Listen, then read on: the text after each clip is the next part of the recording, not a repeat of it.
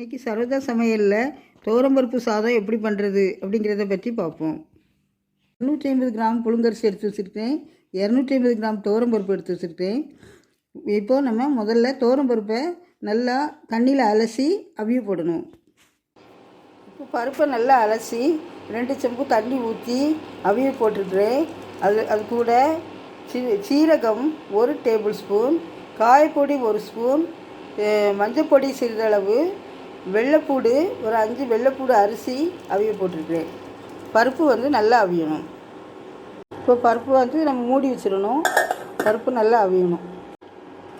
இனிமேல் நம்ம பருப்பு கூட அரிசியை போட்டாச்சு. இது நல்லா வேக ஆரம்பித்த பிறகு உப்பு போடணும். இப்போ உப்பு போடக்கூடாது.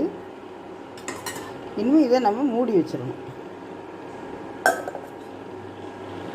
நல்லா கொதிக்கி பருப்பும் அரிசியும் நல்லா கொதிக்கி இப்போ நமக்கு தேவையான அளவு உப்பு போட்டுடணும். உப்பு போட்டாச்சு. உப்பு எப்படி இருக்குன்னு பார்த்துக்கிட்டு அதுக்கப்புறம் உப்பு போடுங்க. இப்போ அரிசியும் பருப்பும் நல்லா வெந்துக்கிட்டு இருக்கு. இனிமேல் நம்ம அதை மூடி வச்சிடணும்.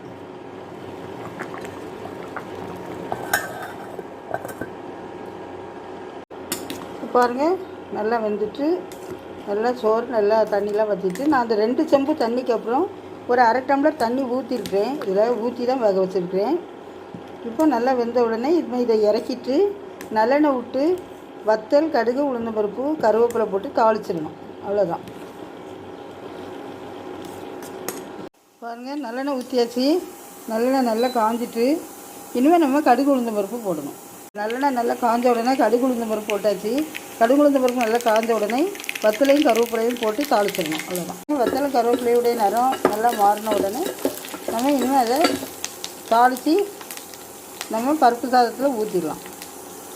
தாளிதத்தை சோறில் ஊற்றியாச்சு. இனிமேல் இதை நல்லா கிண்டிடணும். நம்ம தாளிதத்தோடு சேர்த்து நல்லா கிண்டிடணும். அவ்வளோதான்.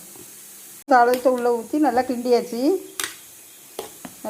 சுவையான துவரம்பருப்பு சாதம் ரெடி ஆயிட்டு. இதை உங்கள் வீட்டில் ட்ரை பண்ணி பாருங்கள். சரோஜா சமையலுக்கு சப்ஸ்கிரைப் பண்ணுங்கள். பக்கத்தில் இருக்க பெல் பட்டனை ப்ரெஸ் பண்ணி ஆல் கொடுங்க. தேங்க்யூ. துவரம்பருப்பு சாதத்து கூட வெங்காயம் வடங்க வச்சு நம்ம சாப்பிட்டா ரொம்ப நல்லாயிருக்கும் சாப்பிட்றதுக்கு.